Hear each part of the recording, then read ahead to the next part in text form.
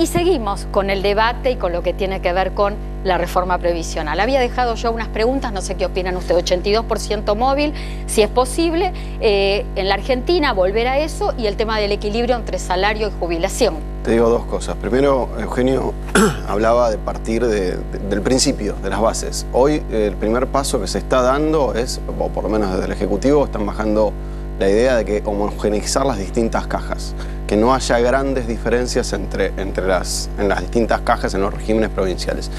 Es un, si se quiere, primer paso, una primera aproximación. No podemos tener lo que decías, hoy las diferencias no son tan groseras, pero las distintas cajas dan haberes muy diferentes entre sí.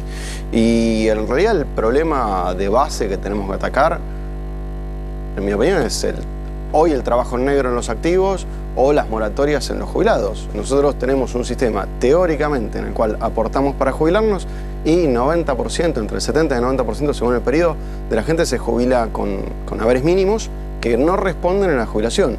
Si nosotros no podemos establecer, garantizar un sistema que tiene que ver con el financiamiento, que tiene que ver con la gente que aporta, pero es que la gente que crea que el sistema le va a devolver alguna vez, no tiene ningún incentivo, no tiene sentido trabajar en blanco. Si no podemos derrotar el trabajo en negro, para decirlo en términos políticos, no tiene sentido ningún sistema de jubilación. La alta presión tributaria lo que genera a veces es que uno se convierta, es decir, no deliberadamente, en evasor. Evasor. No, Entonces esto es el primer paso para la alta informalidad que tenemos en la Argentina. Y como contraprestación, cuando te jubilás, te conviene haber evadido toda la vida porque terminás cobrando lo mismo que el que te aportó siempre. O si no evadiste, terminás cobrando lo que no te corresponde y terminás pagando el camino de la litigiosidad previsional. Pero por eso la reforma laboral y lo que se ha avanzado y se piensa avanzar en el tema de blanqueo me parece muy interesante y muy prudente. El problema que encontramos es que ya ha habido otros planes de blanqueo, ya ha habido leyes que fomentaron el blanqueo, y el problema de fomentar o no el blanqueo no está ligado simplemente con mayores sanciones a quien no blanquea,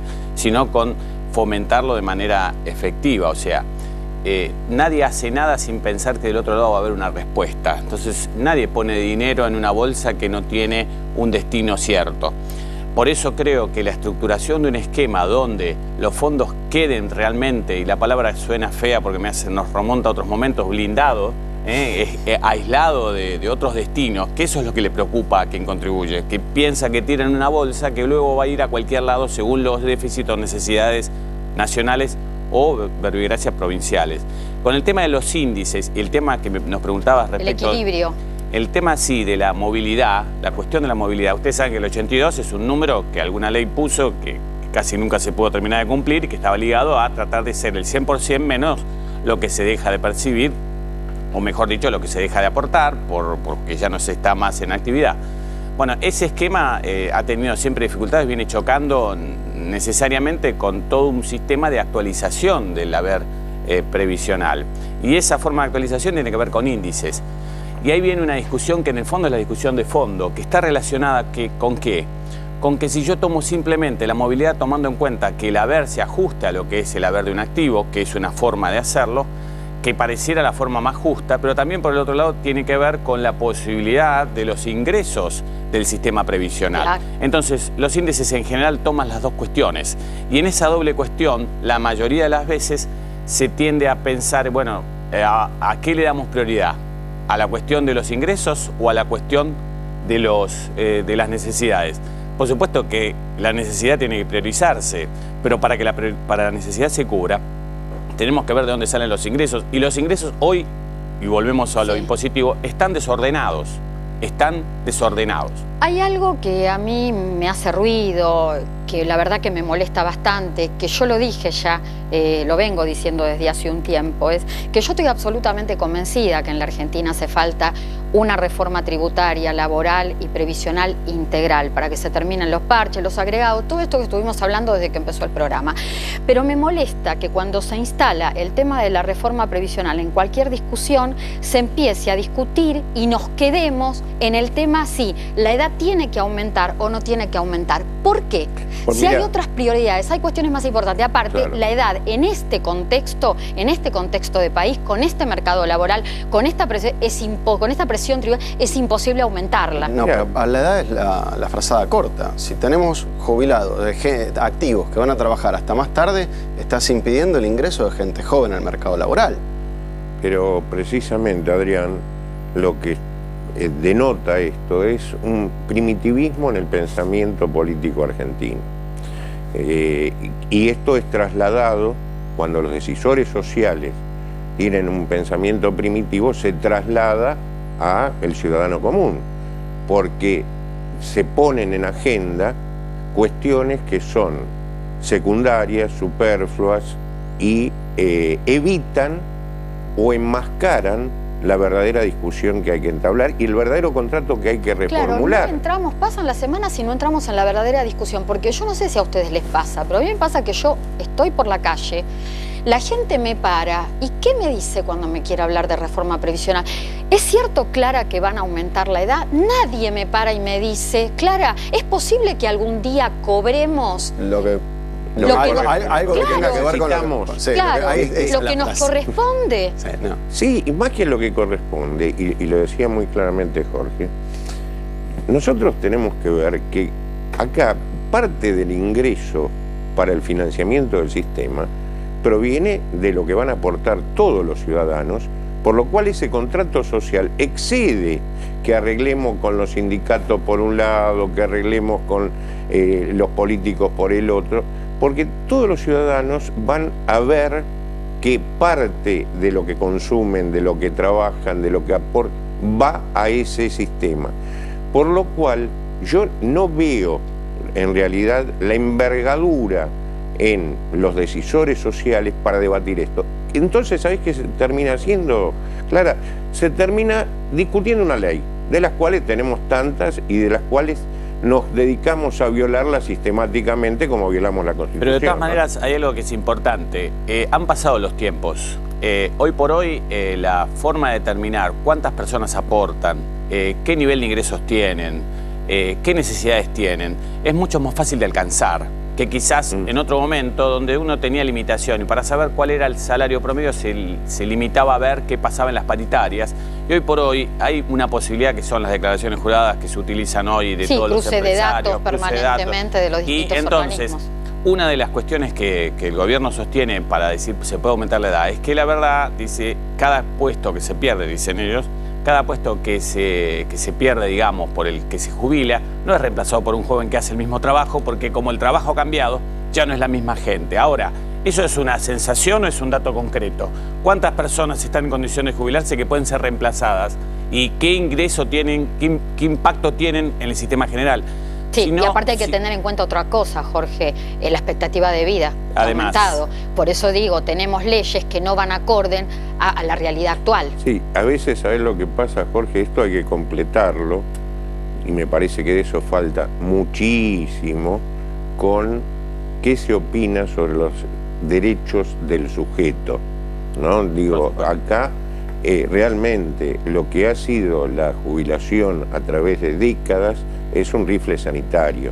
Es decir, hoy lo sigue siendo, ¿no? La gente sigue preguntando. Sí, Adrián, justo te iba a preguntar algo a vos, pero sí, decí. Decime. No, que la gente sigue preguntando y quiere seguir cuestionando este tema.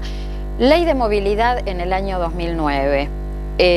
Reparación histórica en el año 2016.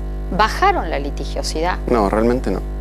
A ver, la movilidad, la ley de movilidad eliminó un problema.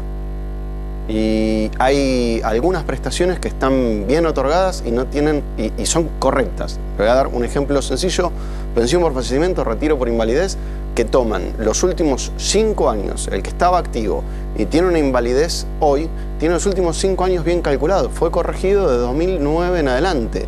Y la movilidad bien dada a futuro está bien, pero no solucionás la masa total de gente que tenías antes y no solucionás al jubilado que tiene hoy, que tiene remuneraciones de hace 15 años para atrás para mirar, porque no todo el mundo estuvo activo en los últimos 10 años. De hecho, tenemos un grave problema, y esto lo tienen que tener en cuenta los legisladores cuando debatan los proyectos de ley, porque de hecho el gobierno ha dicho que quiere entre diciembre del 2017 y abril del 2018 entrar al Congreso la mayor cantidad de proyectos de reforma para tratar. A ver, los legisladores tienen un tema y el gobierno también.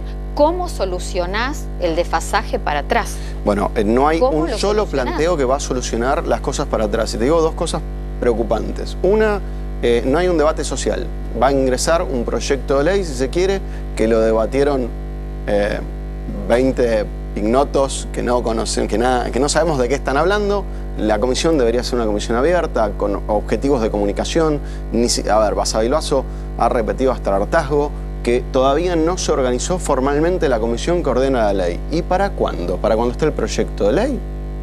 ¿Qué es lo que tenemos que esperar para hacer un debate razonable? Un tema de preocupación. El otro es el informe, que está basado en datos del Estado argentino, otorgados por el Estado argentino, que se supone nos analizan que tenemos jubilaciones demasiado altas. Esto sí, es organismos internacionales que dicen que tenemos que tener jubilaciones más bajas. Y la tasa de sustitución que dicen que tenemos, cosa que lo veo todos los días en la práctica, a ver... Para que tengamos jubilaciones más bajas tenemos que también hacer algo con el costo de vida, porque si no, ¿cómo hacemos? Claro, ¿Cómo le hacemos frente con salarios y jubilaciones al costo de vida? Yo tengo mucho trabajo porque se paga mal. No, mi barómetro es muy... Mi cada vez trabajo más horas. Es sencillito. Yo tengo muchísimos clientes porque el Estado paga mal las cosas. No tengo que andar sacando una estadística demasiado compleja. Sí.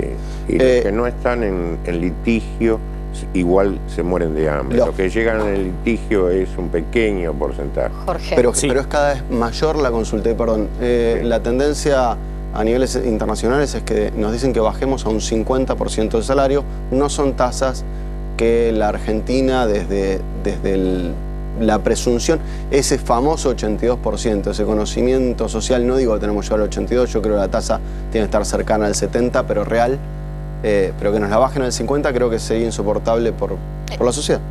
Cierro con vos, Jorge, un tema también que es recurrente, lo mismo que la consulta de litigiosidad previsional, el tema de los autónomos. Bueno. El tema de los monotributistas, la gente, los trabajadores por cuenta propia, que yo siempre digo son los más castigados de la seguridad social. No hay legislación que los proteja. La cuestión está dentro del debate genérico. Nosotros hemos sido convocados principalmente porque se quiere trabajar sobre una modificación del régimen que existe hace unos cuantos años. La idea es que se transformen ya en un sistema de autónomos para transformarse en lo que le llaman en independientes, hacer un gran esquema general que involucre a todos. Lo cierto es que hoy por hoy hay un sistema que es distorsivo, que no representa la realidad de cada uno de los profesionales en caso nuestro, y los que no lo son se meten en la misma bolsa a la persona que capaz que está vendiendo en un kiosquito haciendo su esfuerzo para llegar a fin de mes, con un profesional o con una persona que tiene una gran empresa. Entonces, no tenemos rangos en autónomos que muestren la... te hago una pregunta. Robó siempre a los autónomos. Siempre se emparejó por abajo. Además, ciertamente, el autónomo tiene una importante carga contributiva que termina soportando el esquema en general. Entonces, creo que desde los dos puntos...